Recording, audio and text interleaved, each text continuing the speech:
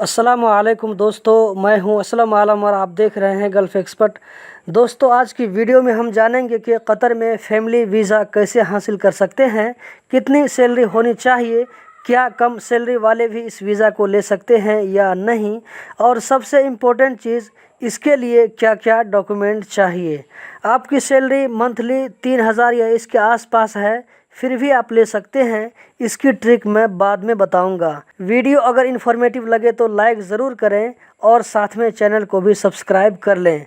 Qatar में family visit visa हो या परमानेंट वीज़ा हो, कोई आम वर्कर नहीं ले सकता है। इसके लिए आपका प्रोफेशन अच्छा होना चाहिए।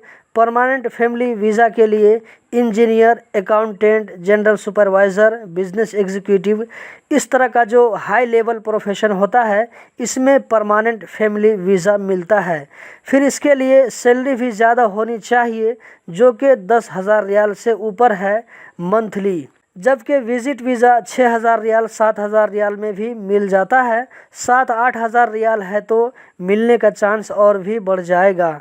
विज़िट वीज़ा के लिए कोई बड़ा प्रोफेशन नहीं चाहिए।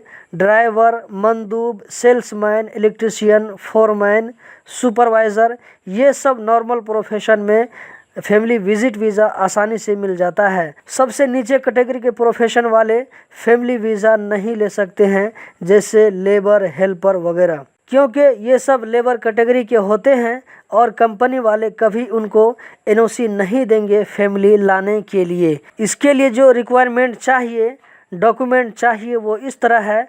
सबसे पहले आपको अपनी कंपनी को बताना पड़ेगा कि आप फैमिली लाना चाहते हैं। आपको एनओसी चाहिए। अगर विजिट वीज़ा है तो 6,000 रियाल से नीचे का एग्रीमेंट मत बनवाइए और साथ में एनओसी भी ले लीजिए। कंपनी की तरफ से आपको एग्रीमेंट, एनओसी और कंप्यूटर की कॉपी चाहिए।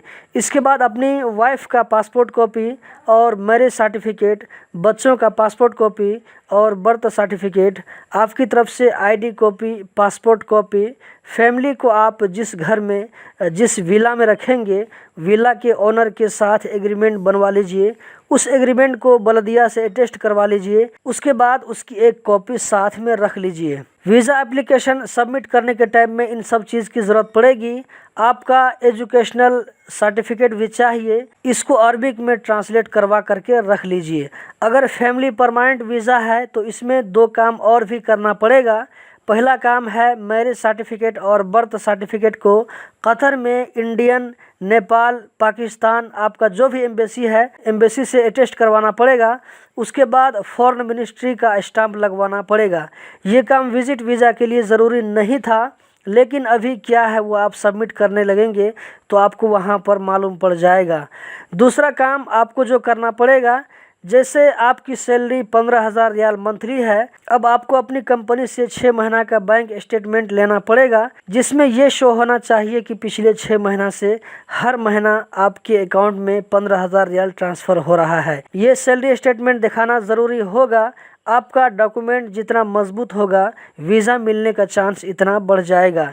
इसके साथ आपने जो घर के ओनर के साथ एग्रीमेंट बन किया था, आप जो उस घर को 2 साल के लिए अपने नाम पर ले रहे हैं, उसकी इलेक्ट्रिसिटी नंबर भी आपको अपने नाम पर चेंज करना पड़ेगा। ये सारा काम करने के बाद में आप जो है अपने नाम से फैमिली विजिट वीज़ा के लिए या ये कि परमानेंट वीज़ा के लिए अप्लाई कर सकते हैं। इंशाल्लाह मिलने का पूरा चांस है। दोस्तों, अब यहाँ पर भी लोग कतर गवर्नमेंट को धोखा देकर फैमिली वीज़ा हासिल करते हैं। वो करते क्या हैं कि अगर उनका प्रोफेशन नॉर्मल है तो ऐसे लोग 7-8 हज़ार रियाल कहीं से अरेंज करके लाते हैं और कंपनी के मुदीर से बात करके वो सारा पैसा अपने अकाउंट में डलवाते रहते हैं हर महीना। फिर उसको निकालते हैं, फिर अगले महीना में उसी सैलरी को ट्रांसफ़र करते हैं, फिर उसको अगले महीना में निकालते हैं, फिर उसको ट्रांसफ़र करते हैं।